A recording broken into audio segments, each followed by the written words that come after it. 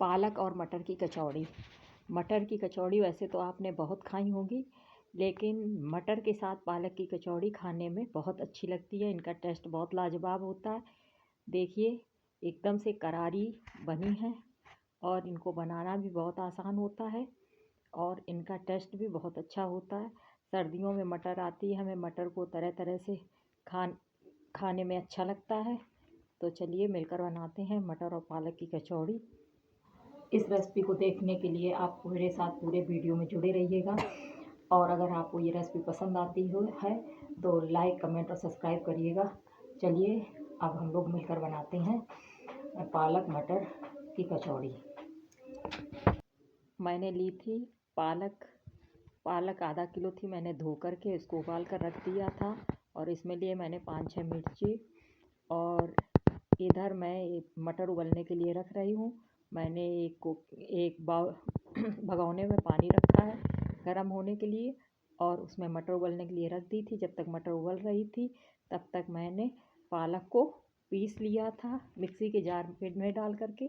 और मटर हमें तब तक उबालनी है जब तक ये मटर ऊपर की तरफ उबल कर आ जाएगी। जब उबल जाए धीमे धीमे इसके मटर के दाने आने लगे हैं ऊपर पानी के ऊपर। और इधर मैंने ले लिया है तब तक आटा और 300 से 350 ग्राम आटा था। उसमें मैंने ये पिसी हुई पालक और मिर्ची इसी में पड़ी थी हरी, वो डाल दी है। और सारी पालक को इसमें डाल करके इसमें मैं मोहन के लिए थोड़ा सा तेल भी डालूँगी। मैंने इसमें 2 से 3 चम्मच तेल डाल दिया, ज़्यादा तेल नहीं डालना है। और इसमें नमक डाल दिया स्वादानुसार और इसमें अजवाइन डाली है और थोड़ा सा जीरा डाला है और मैंने डाल दी है थोड़ी सी हींग। और मिर्चें तो पहले से पड़ी थी। तो इस तरह से ये डाल करके मुझे अच्छे से आटे को गूँथ लेना रहेगा।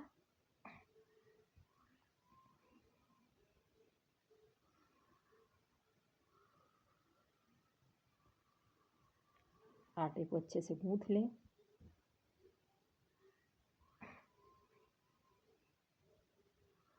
आटा गूँथ गया है। अब मुझे आटे को रेस्ट करने के लिए थोड़ी देर के लिए रख देना रहेगा।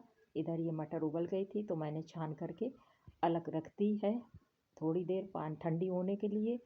और मैं इधर इंडक्शन पे रख रही हूँ मीठी चटनी बनने के लिए। नमकीन चटनी मेरे पास बनी रखी थी लेकिन मीठी चटनी बना रही हूँ।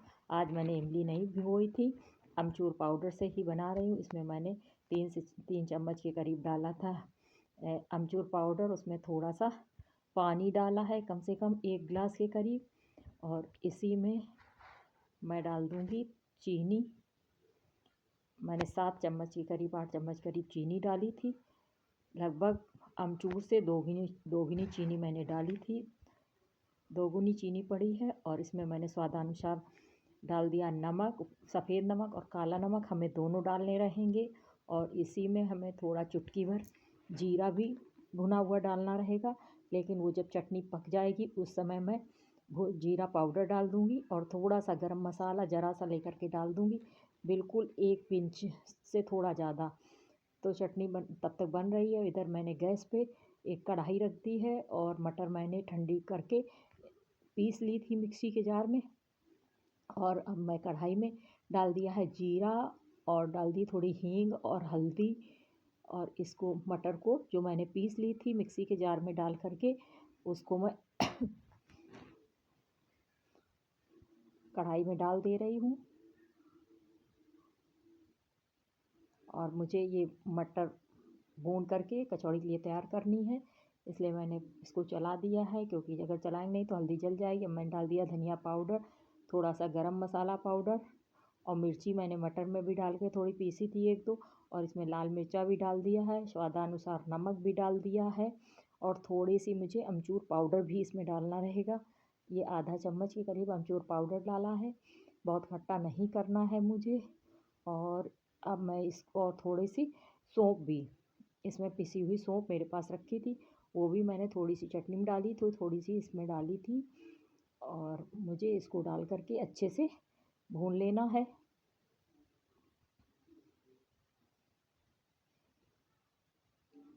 अब देखिए मटर अच्छे से भुन गई है। देखिए इसको मैं ठंडा करने के लिए रख दे रही हूँ और इधर चटनी मेरी पकने वाली है। तब तक मैं कढ़ाई में ऑयल डाल करके गरम होने के लिए मैंने रख दिया है। और मैंने कचौड़ी के लिए एक छोटी सी जैसे कचौड़ी बनती है उस तरह से लोई ली है और 1 चम्मच भरावन लेके मैंने उसको भर दिया है। और कचौड़ी भरने के बाद मुझे बेल करके ऑयल गरम हो जाए उसमें डाल दें, लेकिन ऑयल मुझे ज़्यादा गरम ऑयल में नहीं डालना है। ऑयल कस के गरम करें, उसके बाद थोड़ा सा धीमा कर दें और हमें हल्के गरम ऑयल में ही डालना रहेगा, क्योंकि ज़्यादा गरम में डालेंगे तो कचौड़ी अंदर तक बहुत अच्छे से नहीं सिकती है। अब धीमे आंच में वो धीमे धीमे अब पक के आएगी, वो ज़्यादा अच्छा उसका टेस्ट लगता है।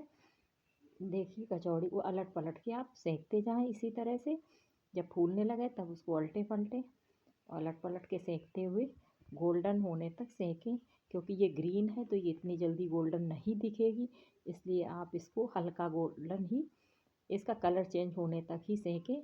आपको पता चल जाएगी कि कचौड़ी मेरी सिक गई है, तब आप इसको निकाल लें। ये इसी और तब तक अगला बैच बेल करके तैयार कर लें, उसमें भर करके आटे में भरावन को भर के तैयार कर लें। देखिए कचौड़ियाँ फूल भी गई थी और इस तरह से इनको मुझे सेक लेना रहे।